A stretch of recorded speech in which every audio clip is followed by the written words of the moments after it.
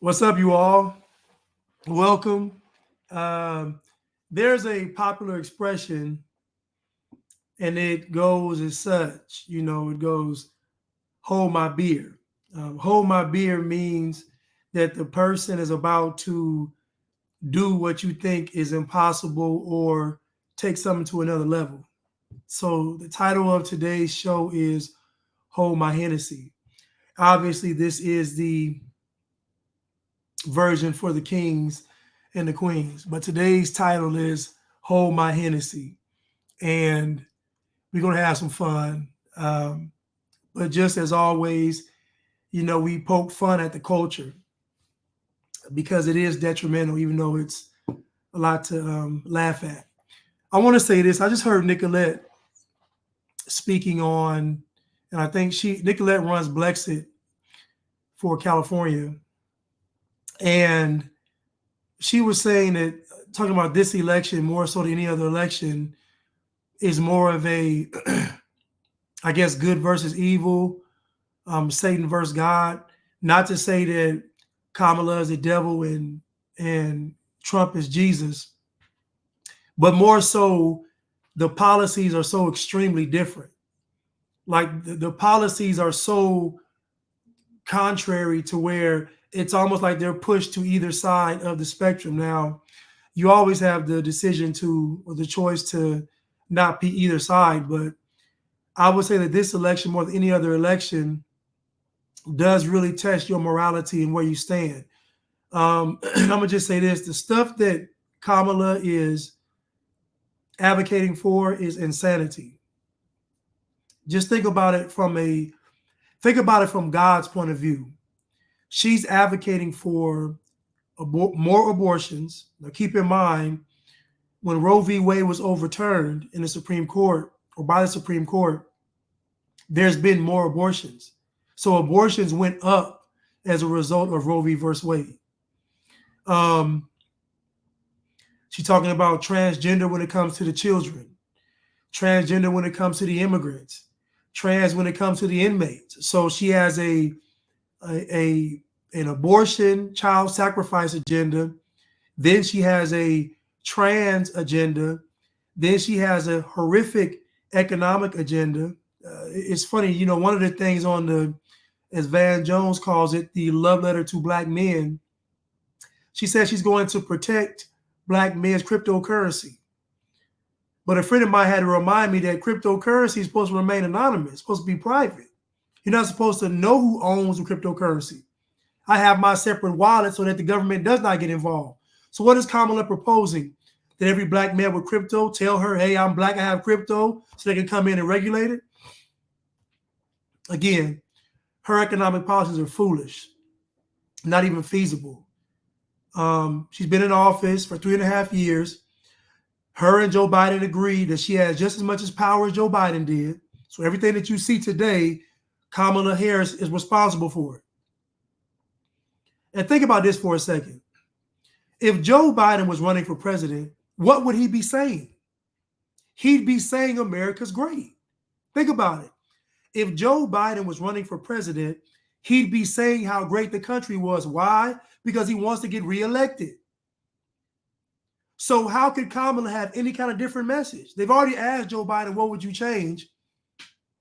And he said nothing. They asked Kamala, what would you change? And she said nothing. So my question is, these people have been in charge for the past almost 4 years. 4 years. And all this, we're talking about, she was placed over the border. That's been proven. So the border was a fail. The economy was a fail. People lost so many jobs during the Peter pandemic because they mandated those snake bites. Then you allow people to come into the country without a snake bite, without identification, without a visa. So you're sending all this money to Ukraine, to Israel, you taking in giving all the money to these immigrants. My question is, everybody Black who was hollering about reparations, it's proven with this administration that they can give you all reparations.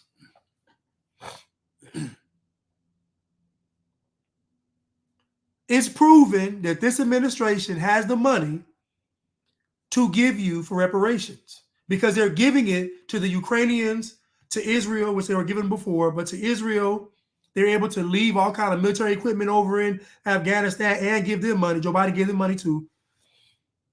And you're able to give it to the illegal immigrants. So they're proving that if they wanted to, they could give you all money for reparations. So you don't have to get mad at white supremacy and get mad at Trump. The people you put in office today have proven that they have what you call the bag, and they're willing to spend it, just not on you. Think about this too. When Donald Trump was in office, you're right, I'm sorry, Tish, and don't forget about Iran. They got some bread too. Let me get a swig of this water before I say what I'm about to say. This really kills every argument.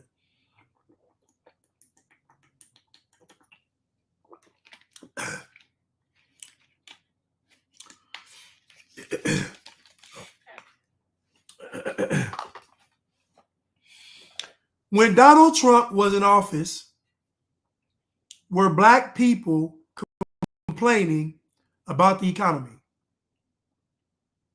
When Donald Trump was in office, were black people complaining about the borders?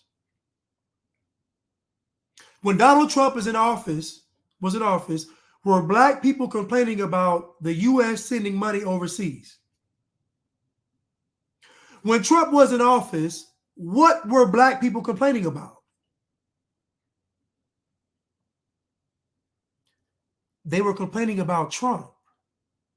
Think about how good the country has to be for you to look at the entire nation and you pick to be mad at some tweets. Hold on. When Donald Trump was in office, black people were not complaining about the economy, about the border, about money overseas, about none of this trans stuff. When Donald Trump was in office, none of this stuff was being complained about. So that means that black people were satisfied with the economy, with the borders, with the trans situation, and with the money going overseas. America was so good that all black folks had to complain about was Donald Trump. None of the policies. Think about that. America was so good that black people could only complain about what somebody said. But now that Donald Trump is out of office, what are black people complaining about? Nothing that Joe Biden or Kamala have said, but everything they've done. This administration is an indictment on the black vote because now black folks are complaining about everything.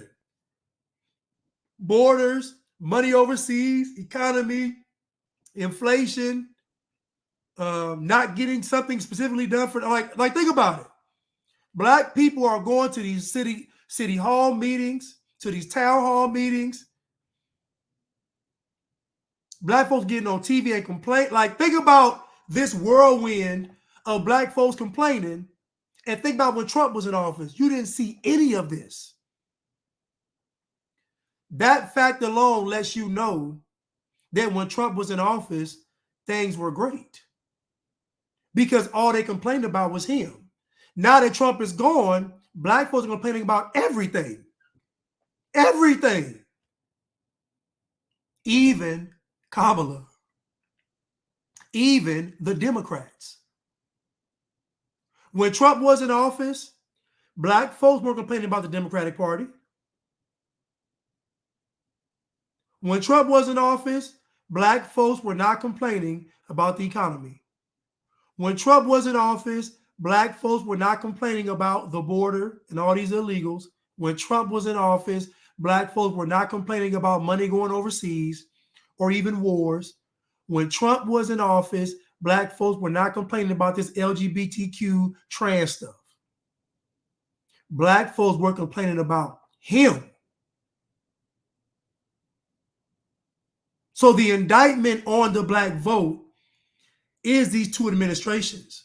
So now moving forward, we know that if a black person decides to still support the Democratic Party, then we know they're complicit because the writing is on the wall. And y'all thought it was graffiti, but I knew it was hieroglyphics.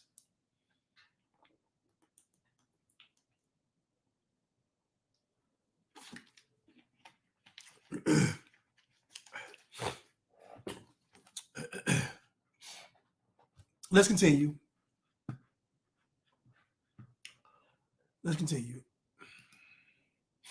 And listen, before I get started, I love everybody because Christ requires that I love everybody. So none of this content is specific to a particular group of people, but it just so happens that the most influential people are black people. Therefore, what drives the culture, what drives the narrative, what drives the programming, what drives the propaganda is the black mind. That's what drives it all. And so I'm going to go to the root. The root of all of these problems we see in America, the foundation of it is the propagandized mind of the Negro. That's the problem. That is the problem. That's what's pushing this whole, you pick anything, the foundation of it, of every grievance either goes back to slavery or the civil rights movement.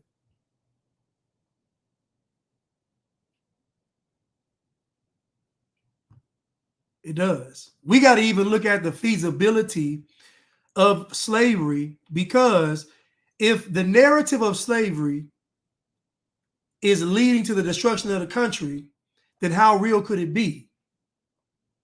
If the narrative of the civil rights movement is leading to the destruction of the country, then how real could it be? Because I was taught that a good tree cannot bear bad fruit. So if the slavery was really how they say it was, then the results of it, if the fight was righteous, would be a good fruit. If the civil rights movement is what they said it was, then the results from it, if it's a righteous fight, would be good. So how is it that the results of slavery and the results of the civil rights movement, all of that ends up with America trying to become communist? How does that work? A good tree cannot bear bad fruit, much like a bad tree cannot bear good fruit. So it all needs to be examined.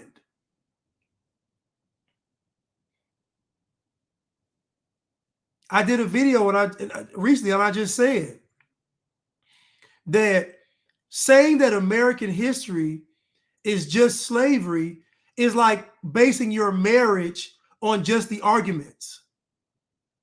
Saying that American history is just slavery, that's it. It's just like saying my marriage is all about the arguments, not the love, not the commitment, not the covenant with God, not the children, not the home, not the assets, not the vacations, not the memories, not the holidays, none of that. The arguments. You mean to tell me out of all the history of America, you sum it up with slavery? The same slavery that black people participated in because black people owned slaves and sold slaves. Native Americans owned slaves and sold slaves. Jews owned slaves and sold slaves. There was the largest slave trade was with the Arabs. Slavery was worldwide. Africans sold slaves, bought slaves, so my question is, out of all this global slavery, why do they want you and I to focus on one country's slavery who had it for the least amount of time? Why do they want us to focus on one country's slavery that had it for the least amount of time? You do know that white folks ended slavery. And white folks didn't start slavery, but they ended it.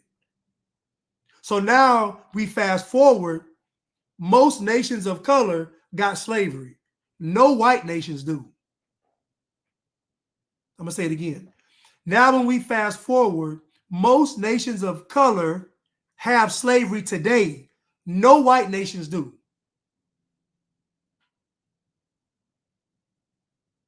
So it makes you wonder, why would they be focusing on slavery from 200 some years ago and not slavery going on right now?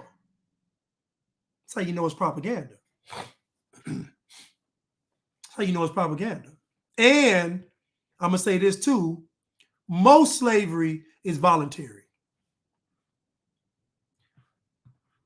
Most slavery is voluntary.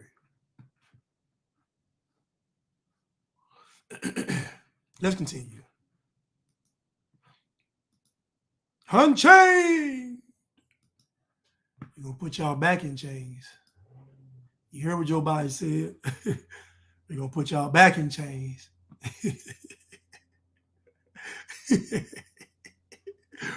Boy, he sound like me short caddy, didn't he? Gonna put y'all back in chains. We free. We free. Finna put y'all back in chains.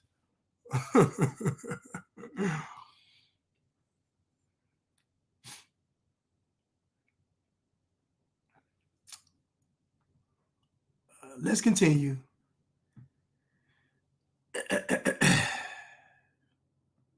Let's continue.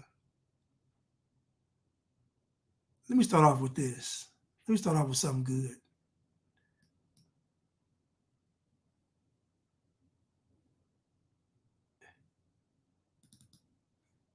Responsibility, Terry.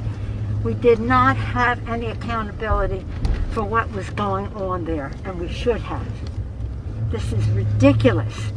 You're going to ask me in the middle of the thing when they've already breached the inaugural stuff that should we call the Capitol Police?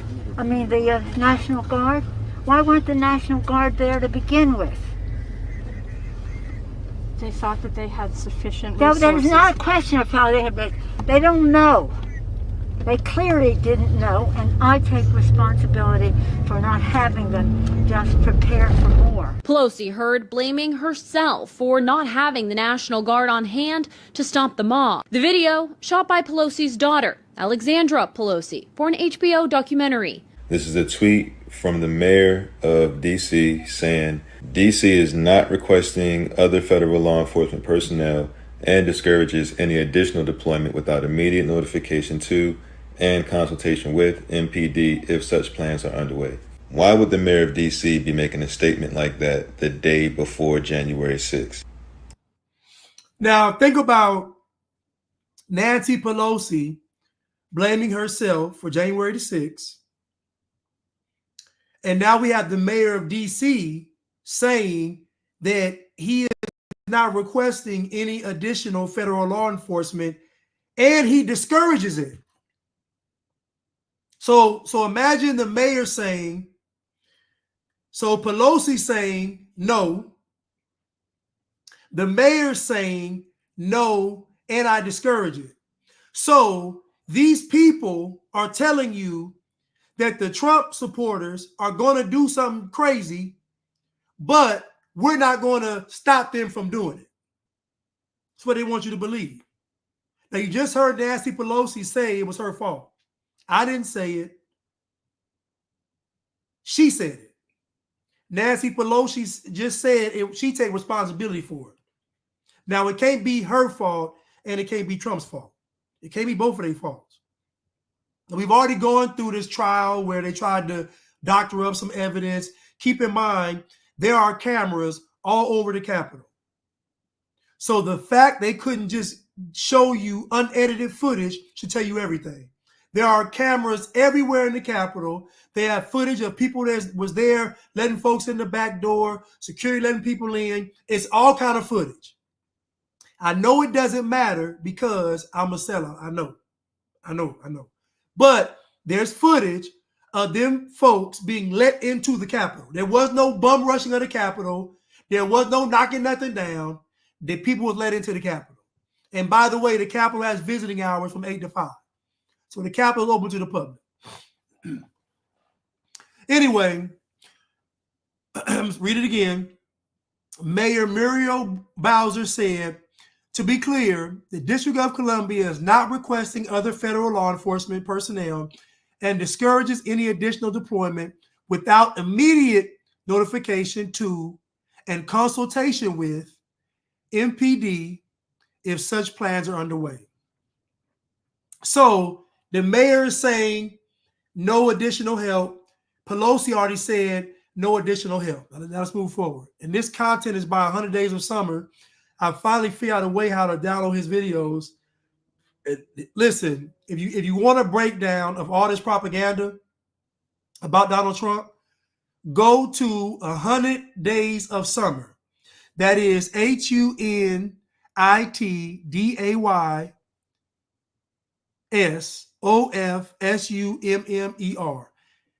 at HUNITDAYSOFSUMMER 100 Days of Summer. And he is breaking down all of the propaganda surrounding Trump and everything. He's dissecting all of it with proof, with receipts. You can't argue it. Now, of course, the bliggities come on this page and try to argue it, but, you know, it's just what they're going to do. Let's continue.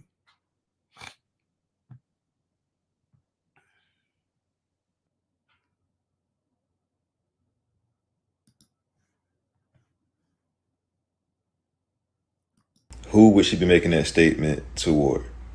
Donald Trump. Donald Trump was trying to push for an additional 10,000 National Guard. Now, why would Donald Trump be asking for an additional 10,000 National Guard if he was trying to stage a coup? If he was trying to overrun the Capitol and overturn the elections through brute force, why would he be asking for additional National Guard? Now, keep in mind, an insurrection, you need to have, okay, just think about these people saying that Trump wanted to take over the government or the country. How do you do that with no weapons? Just everybody out there, all my detractors, how do you stage an insurrection with no weapons? You mean to tell me it's an insurrection with bare hands and the Capitol Police got guns? You got to make it make sense. So we know common sense tells us that there's no insurrection without any weapons. We know this. Okay. Chairman Loudermilk publishes never before released Anthony Ornato transcribed interview, March 8th, 2024. Washington. Today, Committee on House Administrations Subcommittee on Oversight Chairman Barry Loudermilk, his crazy name, of Georgia District 11, released a transcribed interview the January 6th Select Committee conducted with President Trump's former White House Deputy Chief of Staff, Anthony Ornato, which shows President Donald Trump pushed for 10,000 National Guard troops to protect the nation's capital. So, factual information tells us that Donald Trump said, let's get 10,000 National Guards so nothing happens.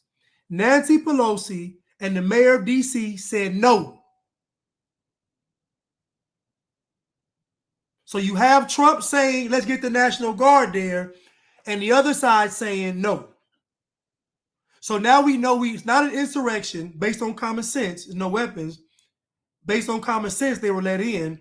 Based on common sense, the Capitol is riddled with cameras, but yet they can't give you any unedited footage. So we know that's a farce. The second farce is that he wanted to stage an insurrection. But you see, days prior, he's asking for 10,000 National Guards.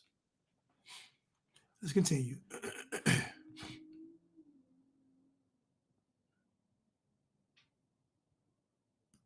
The question should be, why did they deny the request? The Capitol Police Chief, who stepped down after Pelosi called for his resignation, stood by his claims that superiors in Congress and the Pentagon rebuffed his requests for National Guard help both before and during the riot. So before he speaks, now nobody died except Ashley Babbitt. Nobody else died at the Capitol. You can go look it up. I've done videos on it. 2 of the officers committed suicide. One of them had a heart attack. One of them died. None of them died at the Capitol. None of them. One person died. That was a Trump supporter, Ashley Babbitt. That's it. So the media, they just lied to you. Well, they lied by omission. What they do is they just tell you something. 5 officers died. They just don't tell you where they died. 5 officers died. They don't tell you where they died, though. So now your mind is just thinking, oh, they got Kennedy, Trump. You know what? You all should get down on your knees and repent. And I'm talking past Instagram and YouTube. You all listening right now should get on your knees and repent for being this gullible. This is a wicked level of being gullible. This is a demonic level of being gullible. For you to be this gullible, your character has to be very low. There's no way these folks can get you like this if you don't have low character. It's impossible. If you have any kind of character, standards, or morals, you can't fall for this stuff. You all need to repent for being this wicked and being this complicit with evil.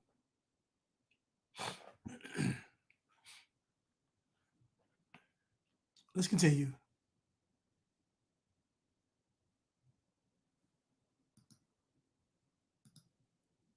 Denied the request. The Capitol Police Chief, who stepped down after Pelosi called for his resignation, stood by his claims that superiors in Congress and the Pentagon rebuffed his requests for National Guard help both before and during the riot. Quote, I don't like the optics of the National Guard standing in line with the Capitol in the background. I was perplexed. I felt like, am I really hearing what I think I'm hearing? On January 3rd, I requested the assistance of the National Guard to support my perimeter and was denied by the 2 sergeant-at-arms over the concern for politics and optics. We were violently attacked on the west front of the Capitol at 12:53 p.m. Stephen's son said the attack started around 12:53.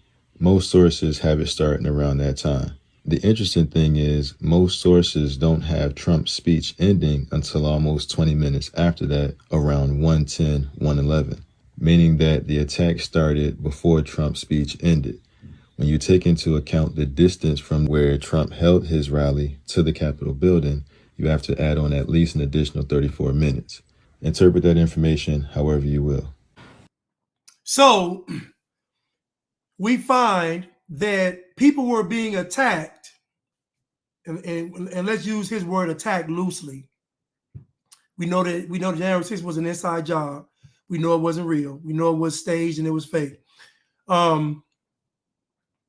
But we know it's really fake because as bad as the country has been, Trump supporters have been very calm and very sane. As bad as this nation has been, Trump supporters have been very calm and very sane. Everybody was in the Capitol. They just arrested that guy he was head of the BLM chapter in Utah. He got 6 years. Everybody was in there.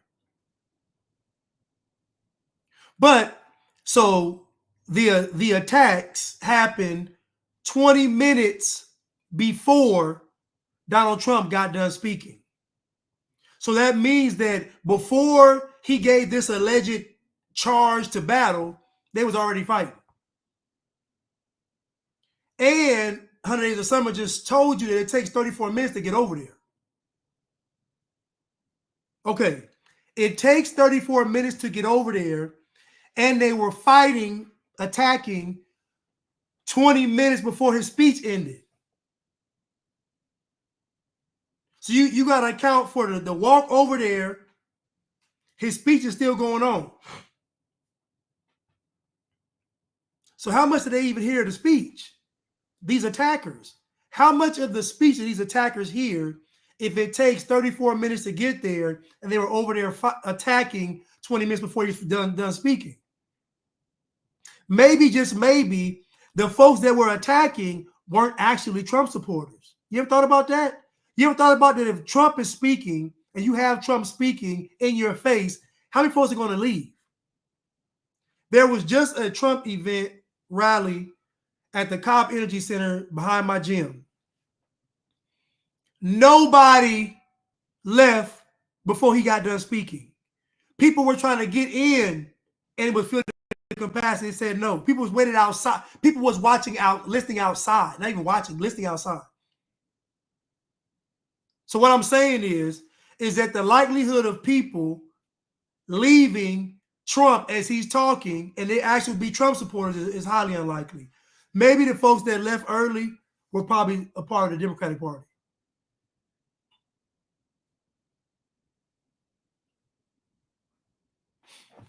Or libtards, or Marxists, or communists, or Kamalists.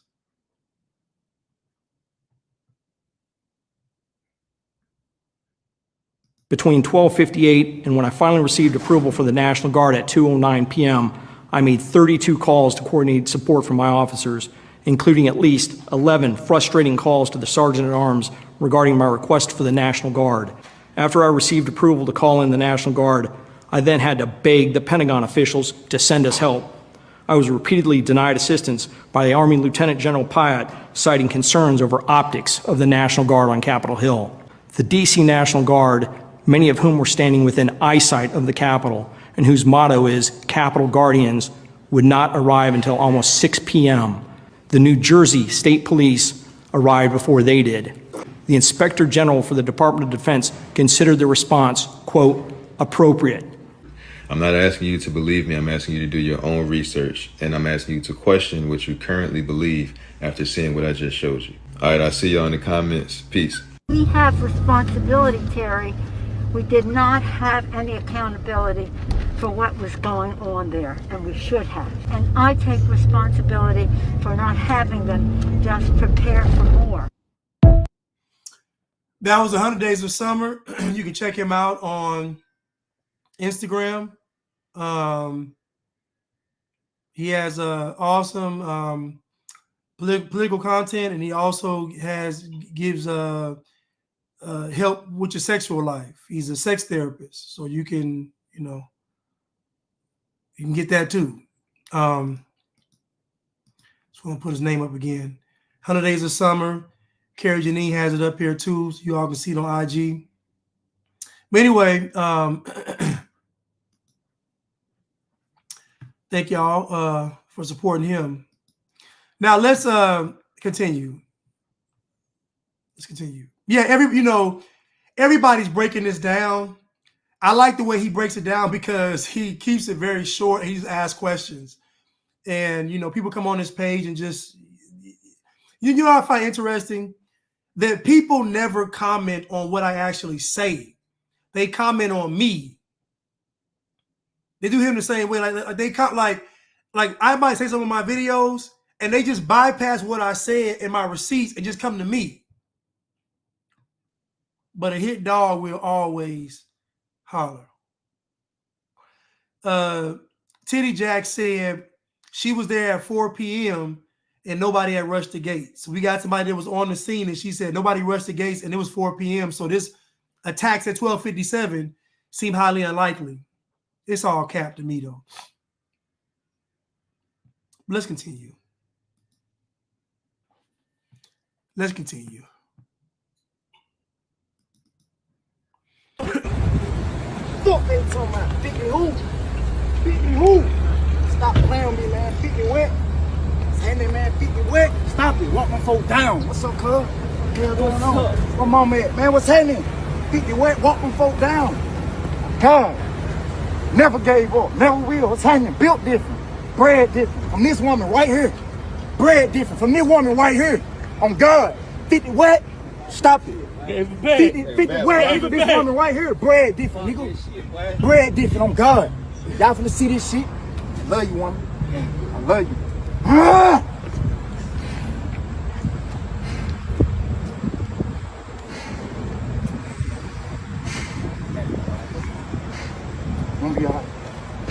got you. Oh God, I got you.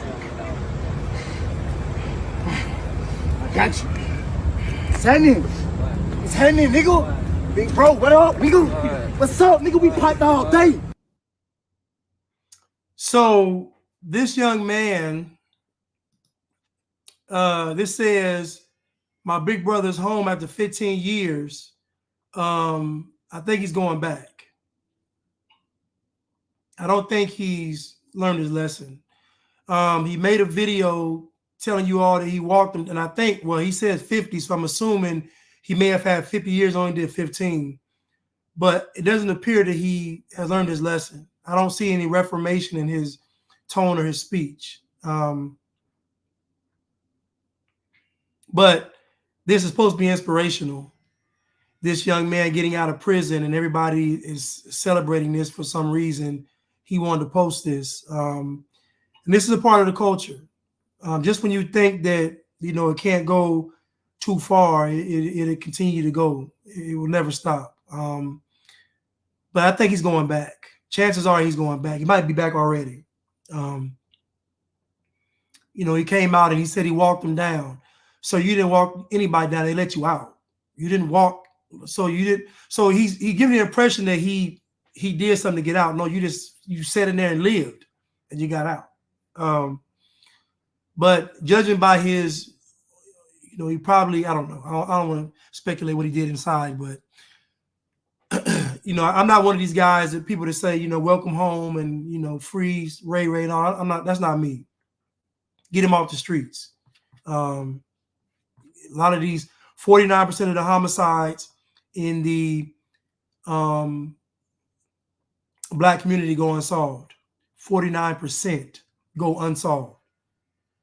So, you know, free him, free that, don't snitch. Is a lot of lives being lost behind that. So I'm gonna say leave him in there. You know, and matter of fact, I'll be honest with you. If I was the warden, I don't care if your time was up. You have to pass some kind of test to get out. Some kind of aptitude. You got to be able to read, write, do math. Like if I'm the warden, you ain't just getting out because it's time served. No, you got to learn something. You got to stand in front of me and give an old popular speech.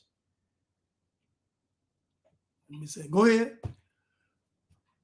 80, keep going. And 7 years ago, listen, if I'm the warden, you ain't just walking out to do this. Talking about you walk me down. You walk me down, all right. I got something for y'all. Will make you recite something. 'Twas brillig and the stilly tove, did gyre and gimble on the way. All Misme were the borogoves and the moans rafts outraged. Beware the jabberwock, my son, the jaws that bite, the claws that catch. Beware the juju bird and shun the fibrous bandersnatch. I'll make you recite the Jabberwocky.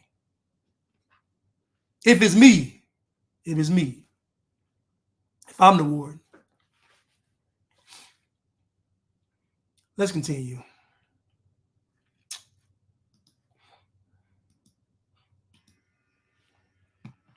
Well, let's continue.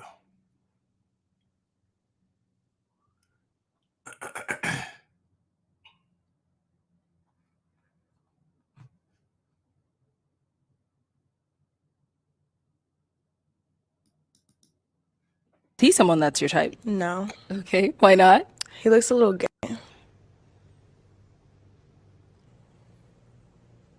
Wow. Sorry. Okay. I mean, if you're not, it's okay, but... I mean, I'm here, right? Like... So to confirm, you like women. Like, yeah. He's on this lineup. Yeah. Okay. All right. And now, is he someone that's your type? No. Okay, why not? He looks a little gay. I got a question, y'all. Ladies, does this guy look gay for real? I got a question. He really look gay? I mean, I know he got the little superhero outfit on, but does he look? I'm saying, but does he really look gay though? Or is he just eclectic? You know, like they're eclectic now. Angel, when he said yes. y'all, how y'all all saying the same thing?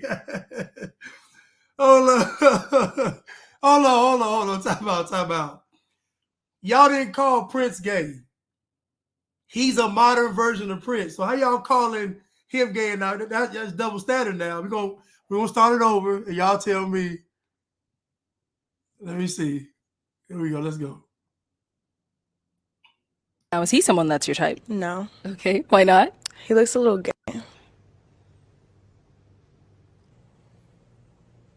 Wow. Sorry. Okay. I mean, if you're not, it's okay, but I mean, I'm here, right? Like, So to confirm, you like women. Like, yeah. He's on this lineup. yeah. Okay. All right. So all I'm saying is, okay, the little modern day Zorro outfit he got on. Listen, I'm asking, is it possible that he's just eclectic and artistic? Rena Bina said Prince had to be gay too. Everybody said, somebody said Jay Slay said, can he sing?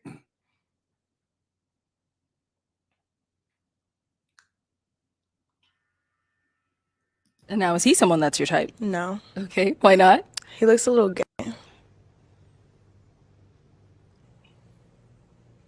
Wow. Sorry. Okay. I mean, if you're not, it's okay, but I mean, I'm here, right? Like, So to confirm, you like women. Like, yeah. He's on this lineup. yeah. Okay. All right. So somebody said, Top Herc said he looks unbothered. Y'all in here going in on this guy. All I'm saying is this though. Is it possible that he is eclectic? That's all I'm asking. Is he artistic?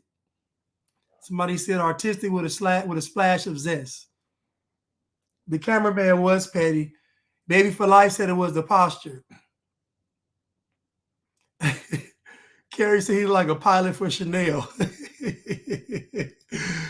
I don't know if it's the outfit or the mannerisms. It's probably both. Artistically gay, eclectically gay. Rena Bina said he didn't deny it. He didn't deny it. He didn't deny it. Okay. Somebody said Kendrick Lamar outfit. All right. Well, the whole My Hennessy award goes to the eclectic Zorro. He gets the whole My Hennessy award. But we ain't done. You know we ain't done.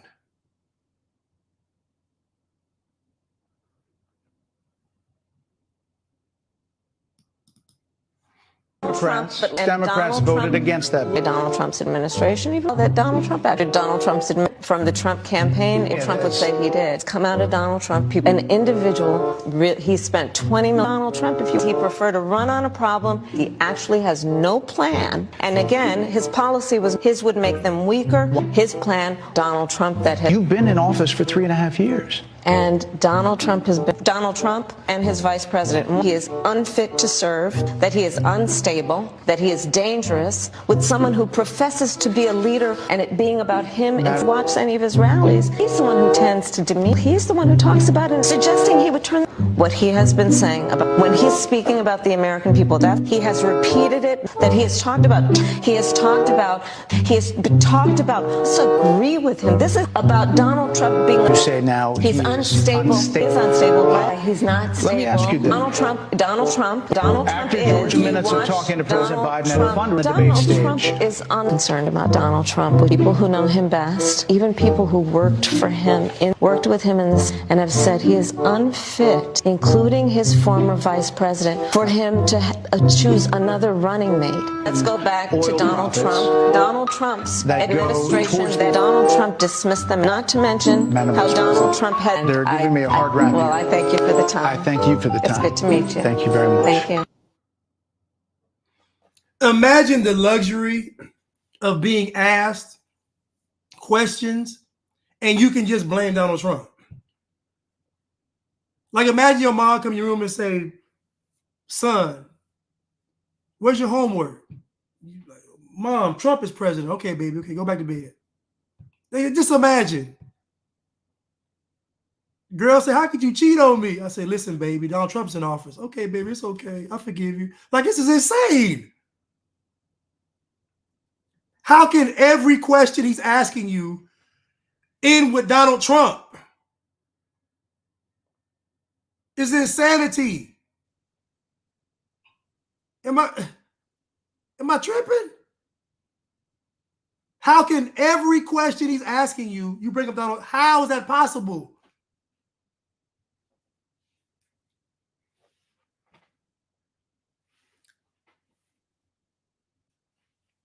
That's crazy. Imagine having the luxury of just saying Donald Trump is around. You get put over by the police. So you know you were going 110 miles per hour in a 25 mile per hour school zone? I know, man, but Donald Trump is president. Okay, don't worry about it. Take this as a warning. Hey, this is crazy. In what delusional clown world is this okay for the Democrats? Anybody, how can y'all be supporting Kamala and watch this and still support her? This is insanity.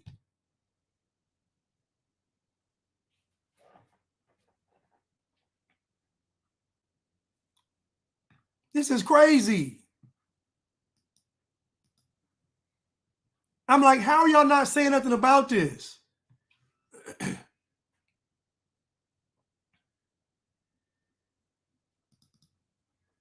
Other people tell the country is on the wrong track. They say the country is on the wrong track. If it's on the wrong track, that track follows 3.5 years of you being vice president and President Biden being president. That is what they're saying, 79% of them. Why are they saying that? If you're turning the page, you've been in office for 3.5 years. And Donald Trump has been running for office. But you've been the person holding the office. Come on. Madam You Vice and I President. both know what I'm talking about. You and I both know what I'm talking about. I actually don't. What are you talking about? What I'm talking about is that over the last decade, But people you're the have lever of become. power. But listen. This man just asked her a question. He said the country, 79% of Americans are saying the country's going in the wrong direction. And this woman said it's because Trump is running for president.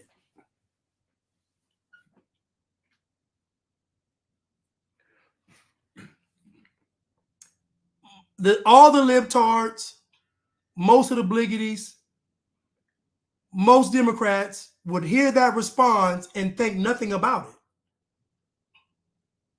Not that sounds crazy. Why didn't she answer the question? 79% is a lot of people. None of that.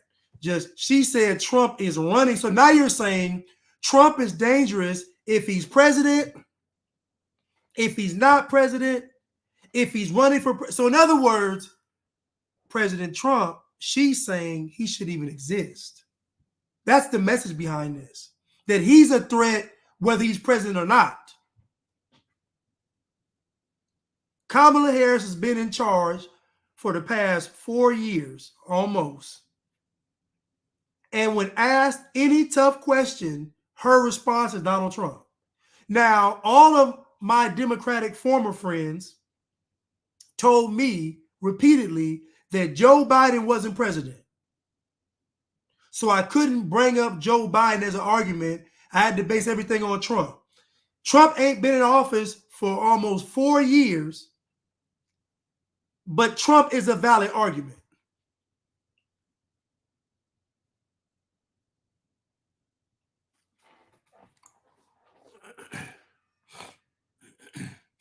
People are 70% of people exhausted. tell the country is on the wrong track. They say the country is on the wrong track. If it's on the wrong track, that track follows 3.5 years of you being vice president and President Biden being president. That is what they're saying, 79% of them. Why are they saying that? If you're turning the page, you've been in office for 3.5 years. And Donald Trump has been running for office But you've been the person holding the office. Come on. Madam You Vice and I President. both know what I'm talking about. You and I both know what I'm talking about. I actually don't. What are you talking about? What I'm talking about is that over the last decade, But you're people the have lever of become. power. But listen. This man showed her a poll that she didn't argue with. 79% of the country said the country is on the wrong track. He asked her thoughts on that because she's been in charge with Joe Biden, and they both admitted that she's had just as much power as Joe Biden. Joe Biden said it and she said it. So they've been in charge for the past 3.5 years.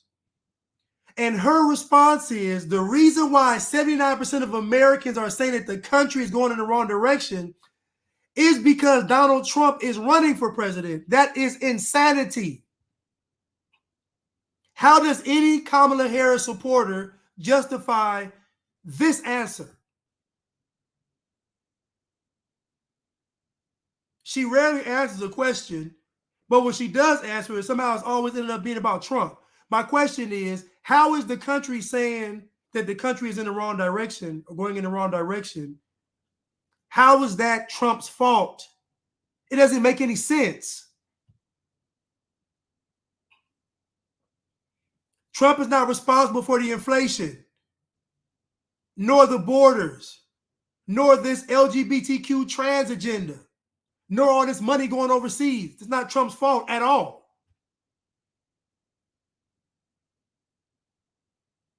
She's pushing abortion, trans in the children with the immigrants. And I'm going to say this again. I'm going to say it again. When Trump was in office, Black people were not complaining about the economy, about the border, about money going overseas, about this trans agenda with these children. 4 major issues Black folks were not complaining about. Talk to Black folks now, they're complaining about it, which lets you know that whether they want to admit it or not, when Trump was president, the country was better. You talk to anybody and ask them when they made most of their money, and I guarantee it was when Trump was in office. I guarantee it. I guarantee it. You ask anybody when you made your most money, and I guarantee it was when Trump was in office. Guarantee it. It's not even a debate. But they want you to endure 4 more years of this. Do you understand, people, that the country cannot survive with 4 more years of this? You understand this? America won't be America. Y'all live in la la land. Do you understand that if America falls, you're going to fall with it? If America falls, all the countries around the world are going to come to this country, pillage, loot, and plunder. And guess what? You're going to be the first ones taken out. I'm just telling you. This notion that America's going to fall, but Black folks are going to be okay is insanity. It's insane. Because I guarantee the folks coming over here are communists and dictators. They don't care about your rights. So the moment you all say, man, I know my rights, I ain't go, bah. No police brutality, no justice system, just a bullet. Man, let's go protest. Brr, pop. If America falls, the countries coming over here are going to terrorize anybody in the country. I'm just telling y'all. And ain't but one group of folks going to fight against them. And that's the Trump supporters. That's the rednecks. That's the patriots. That's the hillbillies. They going to buck. They going to buck. Y'all not going to buck. Y'all going to cry. We shall overcome. You're going to sing some songs. You got some new songs. Y'all going to do some new dances. But you ain't going to buck. Them rednecks and hillbillies and patriots, they going to buck for America. Y'all not. So you better thank God that these hillbillies and patriots and rednecks and Trump supporters still care about America. Because any global agenda that comes over here, they're going to fight it. You're not. And I'm telling you now, the folks coming over here don't care about your rights at all. Let's continue.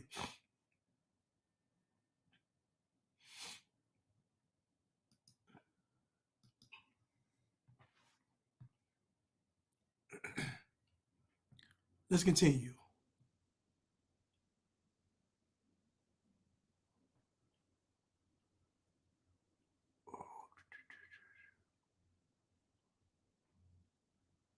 I need to go.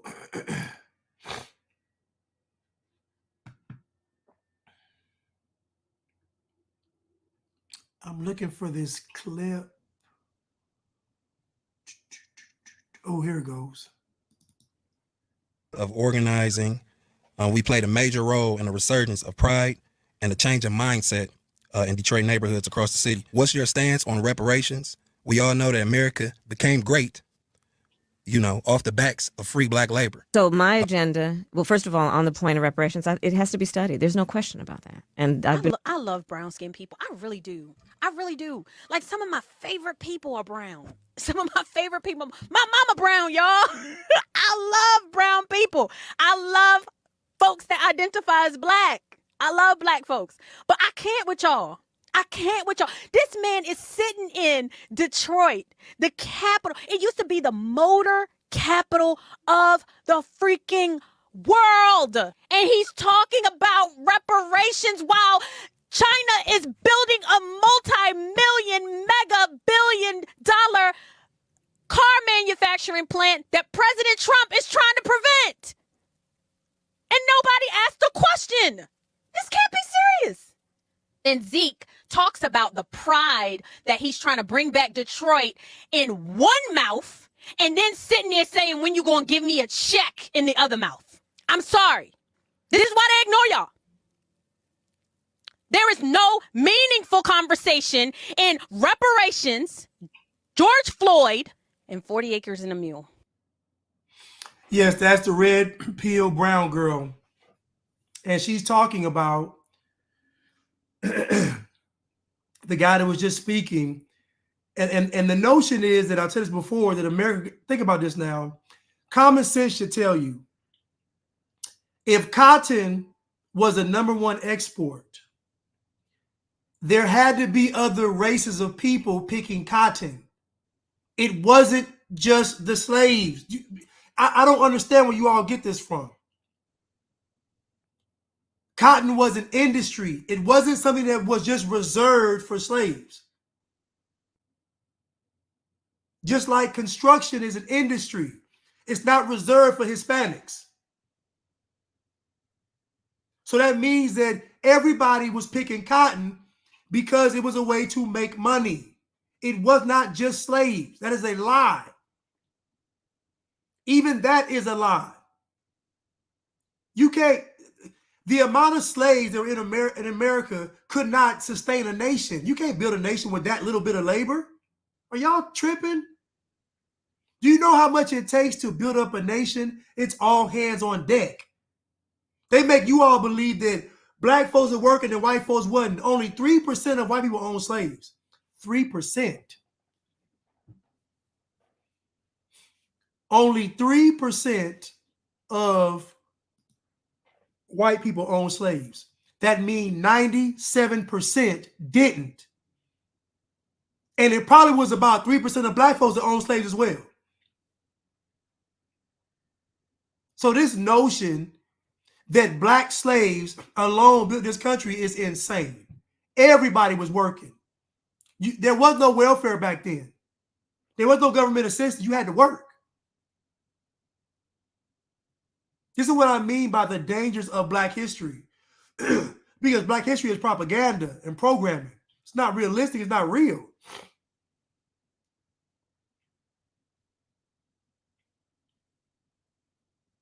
You can't build no nation just off slavery labor. You're crazy. You're nuts. But like Crystal said, on one hand, you want to bring back pride for the city of Detroit, but on the other hand, you're asking for a handout. And what she said was correct. China is trying to build that $1 billion factory down there. Then they want to sell us the cars. And Trump was like, it's going to be a bloodbath. So what they did was they said, focus on him saying bloodbath and not what he was talking about, which is China and Mexico coming together to shut down the automotive industry. But that's too nuanced for the obligatory mind. It's too nuanced. Not enough emotion in that.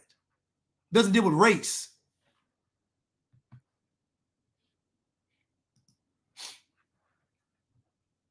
You all have romanticized slavery, and you all have made slavery.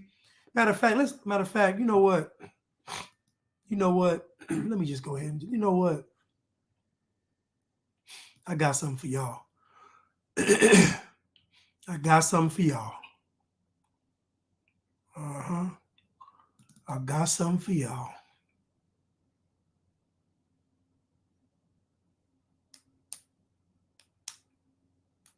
I got something for y'all.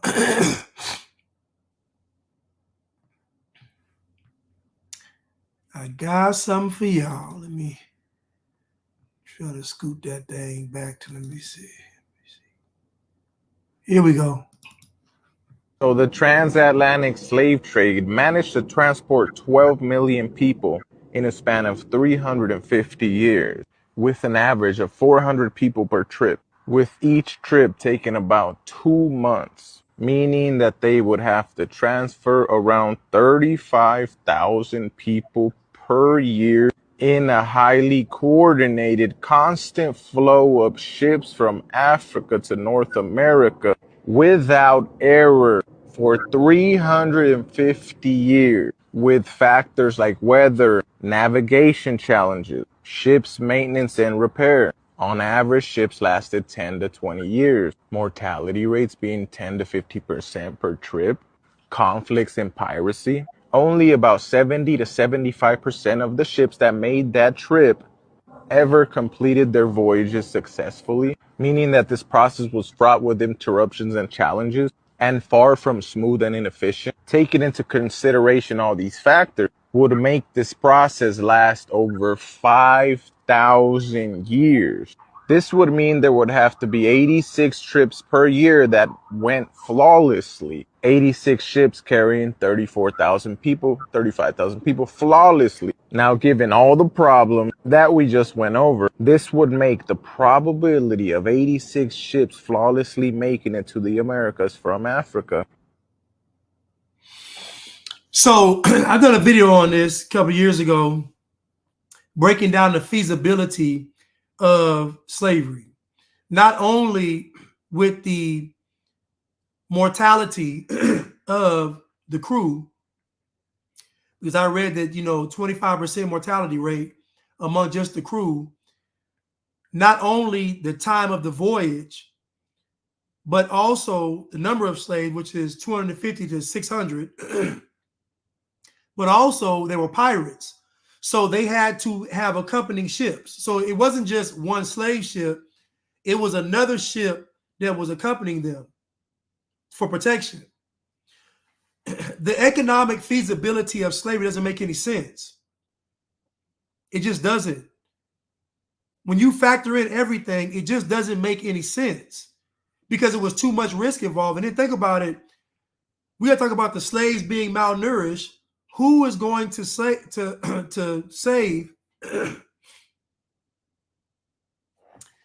this person? I don't know his name. It's on. Hold on. Let me try to make this bigger.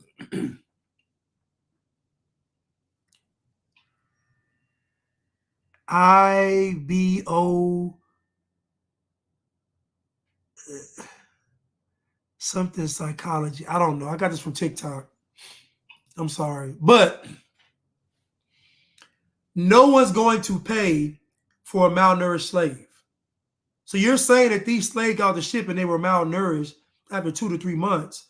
on a ship. Then you're telling me they were in a closely in quarters that were very close where they couldn't move and stretch out. Imagine not moving for 3 months. Doesn't make any sense. Like, we're talking about back problems. We're talking about knee. Like, it's not feasible. The slaves would be damaged goods by the time they got to America. It doesn't make any sense.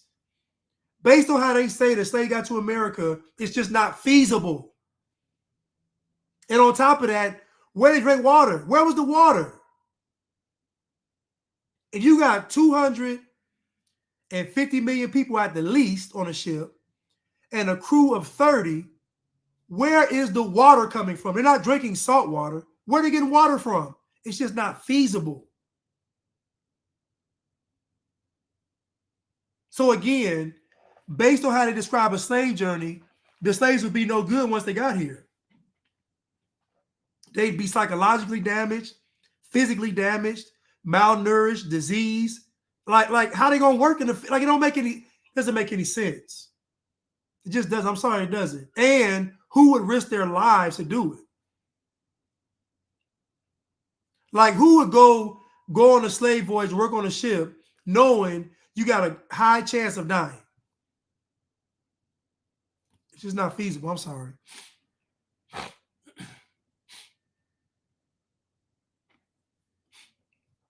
But again, so we have to question this slave narrative. This doesn't make any sense. We're talking about economics, right? It don't make any sense. Well, they tried to use the Indians, but they couldn't do it. That ain't true. They was able to enslave. So you telling me the Indians couldn't work, but they was able to enslave y'all? That don't make no sense. The Indians grew crops. They grew stuff. Like, what you mean? Like they was living? Come on. Anyway, it's just foolish.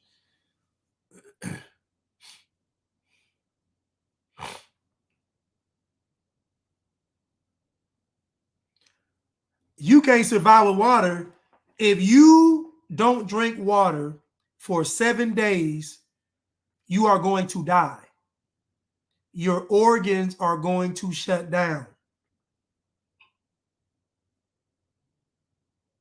If you don't drink any water, your organs are going to start shutting down.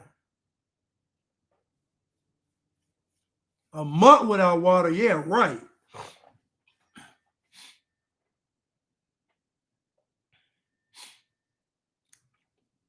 Listen, they say people were indigenous to the land, people were native.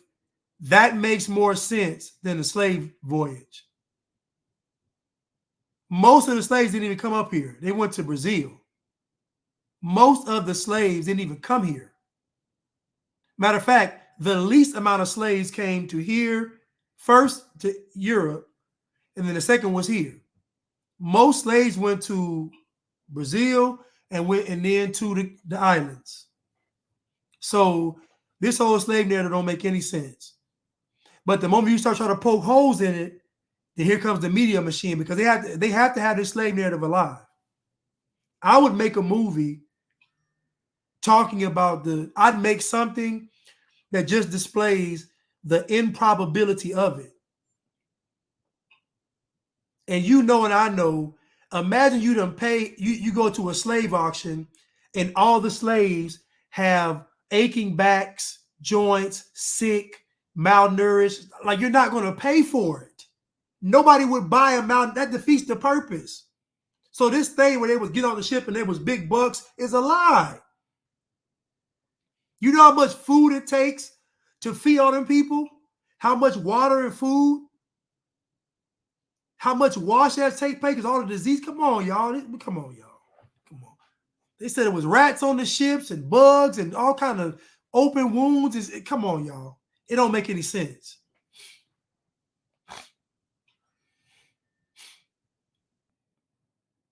It don't make any sense.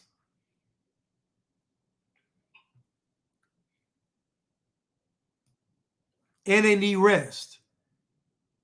It's not feasible.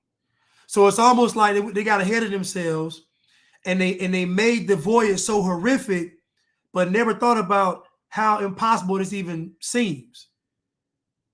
And they've only found 5 slave ships on record. They've never found an intact slave ship. They found a plank, a rudder, an oar. They've never found an intact slave ship, and they've only found pieces for 5 of them on record. 5 slave ships. All these voyages, all these hundreds of years, but you only got 5 on record. If you told me an alien did it, it's more believable. If you told me that aliens grabbed folks from Africa and brought them over here, that's more believable than the slave ship narrative. Get mad all you want. It don't make any sense.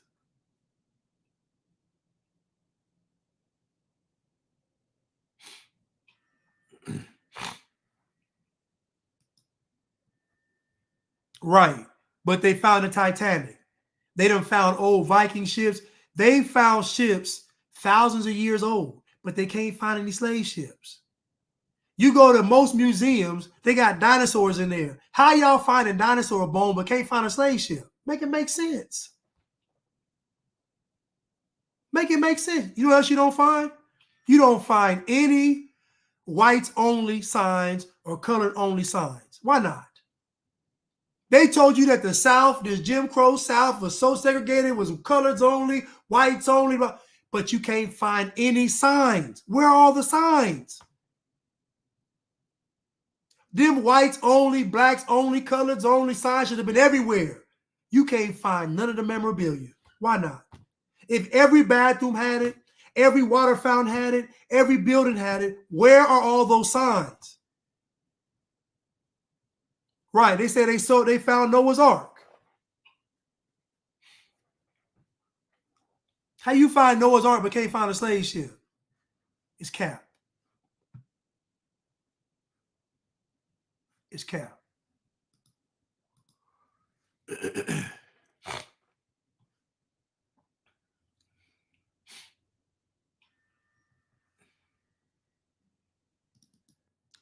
Stockholm syndrome. Another Hold My Hennessy moment. At this point, I look at America and ask what's needed. It needs care, it needs comfort, it needs feeding. We need peace, we need growth, we need healing. We need women. We need trust, we need change, we need promise. We need someone in that office to be honest. We need examples for our sisters and our daughters. We need Kamala. I played the wrong one. I'm sorry, my bad. Wrong order. American dream gone. Choice cuts for the rich while the middle get the bone. Lower class is lucky to even manifest the marrow. Can't keep your eyes on the prize when it's always on the sparrow. See, civil conversations come from speaking to civil people. That man don't have a plan, so his dance is to speak evil. We don't want to see the country burn. We want to see the country learn that love and integrity is what makes the world turn. Not spite, not the stripping of rights, not immoral behavior from a so-called savior. They say they want to ban books and censor history to protect children. But they don't want to ban the laws that allow children to get guns to shoot up buildings. They don't want to ban the guns that allow civilians to commit mass killings because they're more concerned with overturning the reproductive rights of women.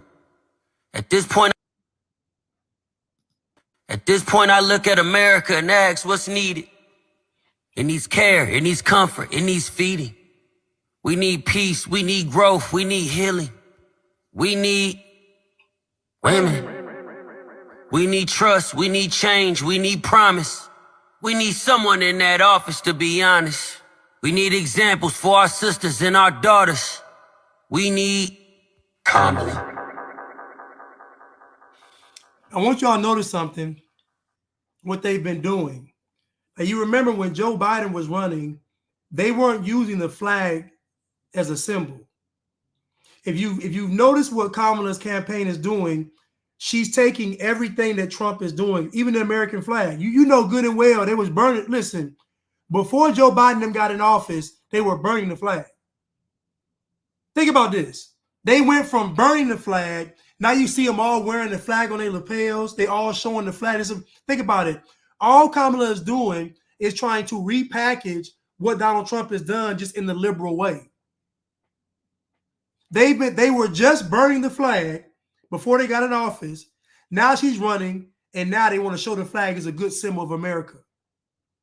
All Kamala Harris is doing is trying to take Donald Trump's plan and make it to the liberal version. I see right through it. 4 years ago, he would have never did something in front of this flag. Never.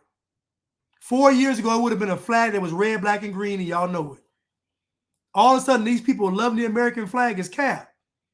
They're trying to trick the people's minds to think that this is what a semi-conservative America can look like. We don't have to be all the way conservative, just a little bit. She's trying to appeal to Americans because she knows most folks ain't gonna vote for her. They not. But the system will. The machine will. The Blatrix will. That's all that matters. But yeah, this whole new love for the American flag is despicable. I'm seeing American, I'm like, wait a minute. The libtards and the Marxists and the communists love the American flag since when? Since when? You look at any interview of these people, now they all got the American flag lapel. I'm like, since when? Y'all just wanted the country to burn 4 years ago. Now you saying, come on, y'all. All she's doing is doing the old switcheroo. I'm going to take what Trump is saying and doing, and I'm going to tweak it over on this side. That's all she's doing.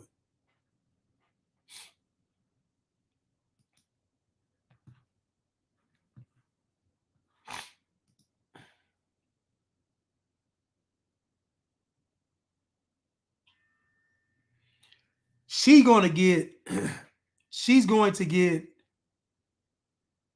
85. She's going to get at least 85% of the black vote. At least 85% of the black vote. At least 85. At least 85%.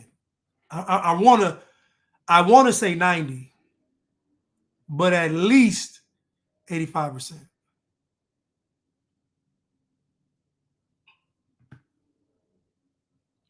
Another whole My Hennessy moment. Accurate history, you Were know. you invited? We're with the History Channel. You look like it. Is there a problem? Yes, There what is. is I want to know what you are doing. This was the drip back then. We just want to be as historically accurate as possible.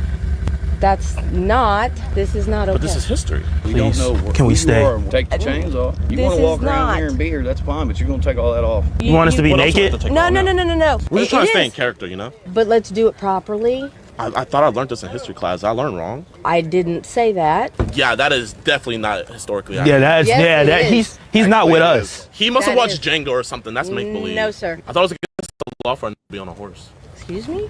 Oh, can we not use it? So what can we do? Because I'm kind of feeling limited right now. You're kind of like boxing in my creative juices. I don't know of anything else you can do, unless you want to walk around and pick up cans or something. Can we just pick up the cotton? Where are you folks from? My daddy's balls. That's pretty rude. Wait, is this going on Facebook Live? Because I can't be on there. I can't. No, please, please, I don't please. think they had iPhones back in the day, so too late. you're gonna have to put that up. It's too late. Please, please, please, please, please, Too please, late, buddy. please. Too late. Uh-oh. Now they're getting into real character, huh? So these guys went to this event, and again, the entire United States wasn't accepting of slavery. All states weren't slave states. America has never been 100% about slavery. Never. Now, hold up. Hold on. Let's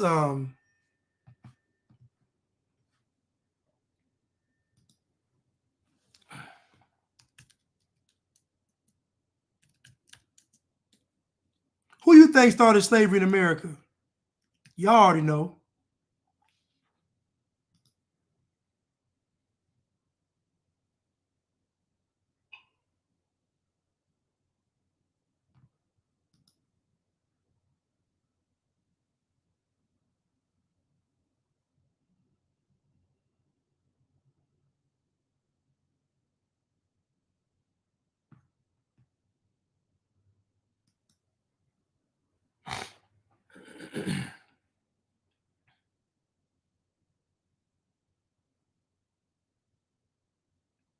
Hold on.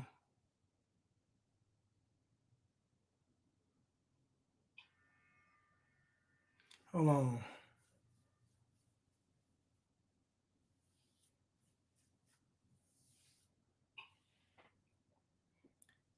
Who started slavery in America?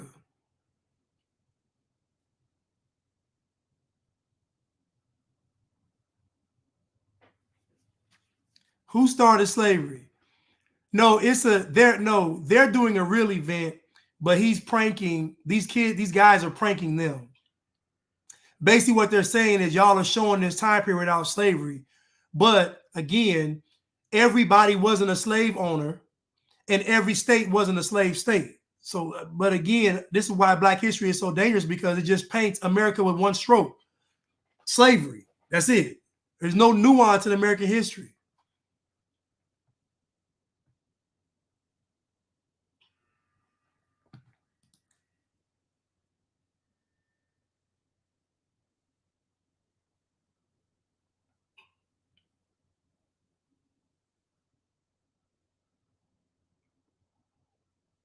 Hold on. When Anthony Johnson was released from his servitude, he was legally recognized as a free Negro. He became a successful farmer.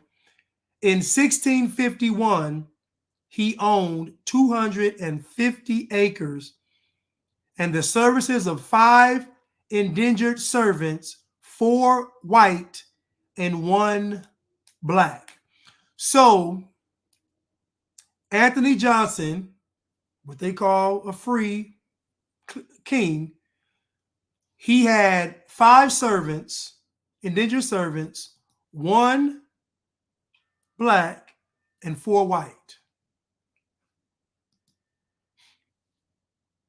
In 1653, John Kaser, a black indentured servant whose contract Johnson appeared to have bought in the early 1640s, approached Captain Goldsmith, claiming his indenture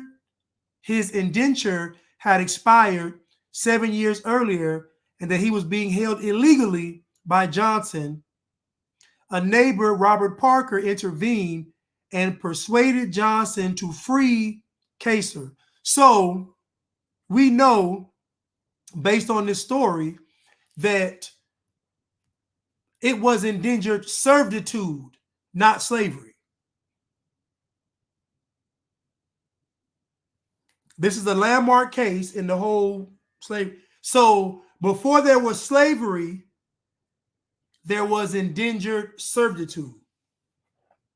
And we see this is back in the 16th, and we see that Anthony Johnson was what you call free.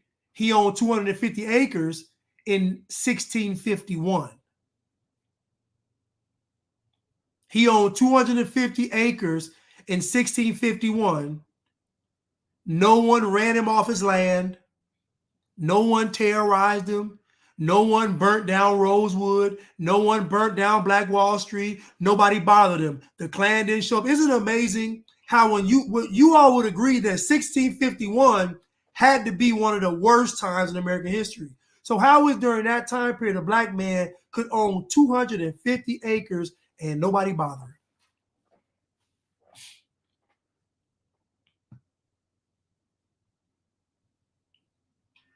Starved Baby says, indentured servant means you are paying off a debt.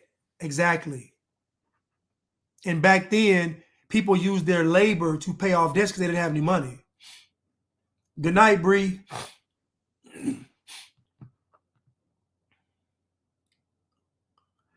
Parker offered Kaser work, and he signed a term of indenture to the planter. So that means it wasn't forced. These guys were signing contracts to work. Johnson filed a freedom suit against Parker in the Northampton court in 1654 for the return of Kaser. So this slave, he didn't run for freedom. This black man didn't run for freedom. Kaser went to a white slave owner. Now imagine me being called all of these names. And instead of this guy, Kaser, running away, he went to the white man and signed a contract.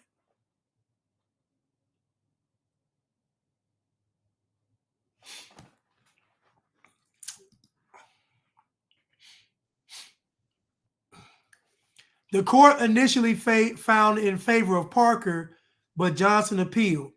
In 1655, the court reversed its ruling, finding that Anthony Johnson still owned John Kaser.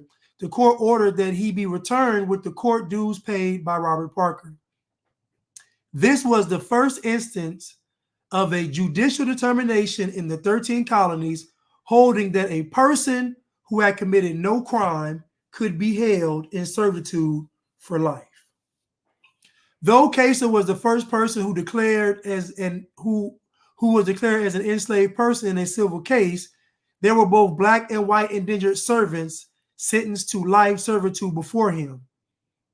Many historians describe indentured servant John Punch as the first documented slave or slave for life in America as punishment for escaping his captors in 1640.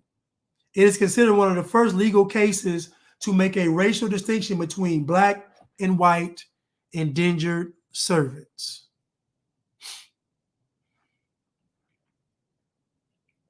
So, slavery was brought about in America by the black man. The black man is responsible for slavery. Prior to that court ruling, and we know that court rulings set precedences. That's how this country works. So we know that prior to Johnson, prior to Johnson winning this case, there was indentured servitude in America, not slavery. So the black man brought slavery to America, not the white man. Folks was here as indentured servants, usually paying off a debt or paying for room and board. You're not really a servant. You're paying for shelter and food and clothing. You're not a servant. You're paying for your necessities through labor.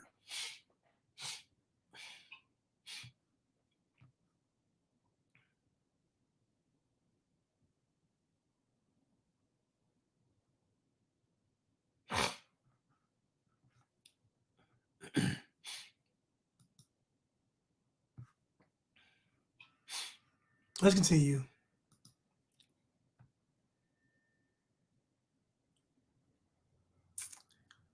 Let's continue.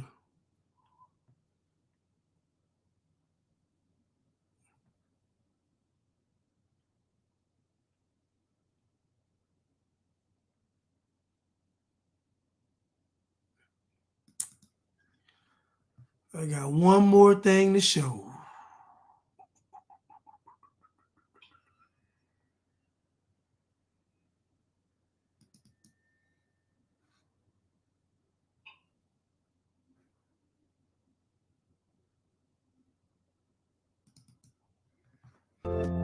I see.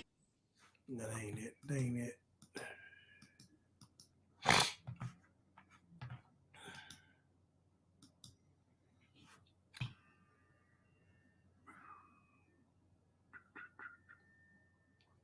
I want to show this, but it's too much cursing.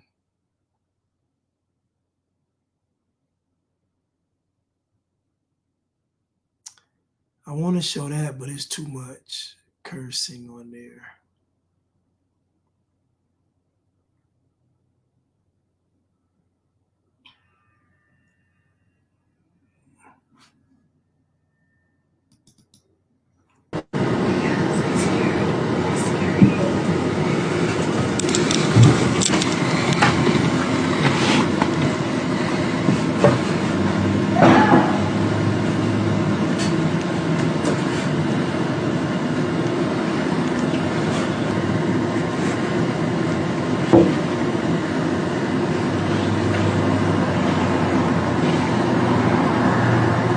Okay, call.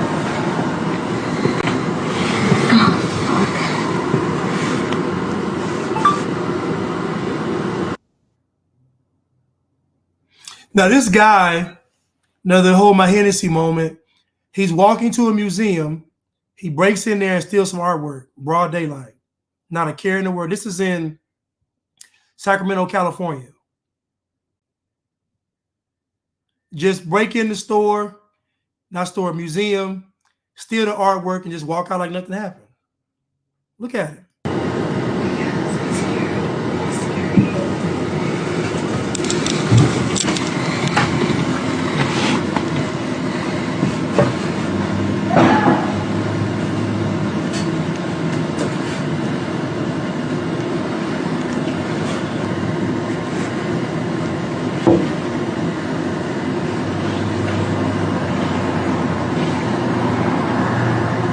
Okay, call.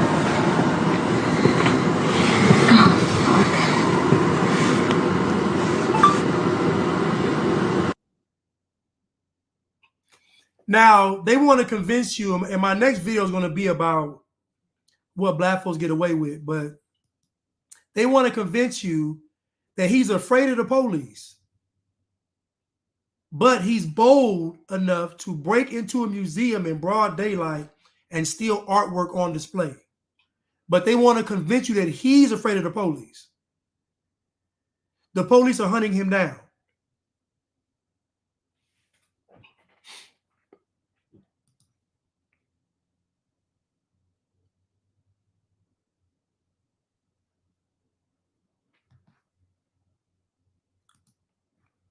It's crazy. Thank you, Cruise Missile, for the super sticker. I really appreciate it. Thank you so much. Always supporting me. I really appreciate it. Thank you. Likes, maybe it's Luke 4:18. Stay blessed, you all. Let me see Luke 4:18 real quick. I got to get back to reading these scriptures.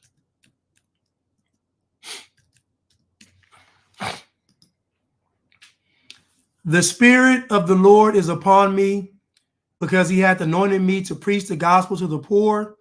He has sent me to heal the brokenhearted, to preach deliverance to the captives, and recovering of sight to the blind, to set at liberty them that are bruised. Amen. That's what we should be doing. Thank you so much, Star of Baby. Khalil, thank you, my brother. Blanche, for your bold honesty and lighting us all with the truth. Your courage to speak out continues to inspire me to see clarity with logic and understanding. Thank you so much, Khalil. Khalil's a good man, y'all. Thank you, Khalil, so much. Thank you. Up there in Canada. Thank you. I want to thank wonderful moderator, Angel Wings, the best moderator in the business. Thank you so much. Listen, y'all, I love y'all, and I will see you all tomorrow on Cutting Through the Culture. And I'll be back on Monday to show y'all some. Monday's going to be fun, though. I got some crazy videos on Monday dealing with police arrests and all that stuff. So Monday's going to be one of the arrest days. Anyway, I love y'all, and I will see you all on tomorrow on Cutting Through the Culture. Thank y'all.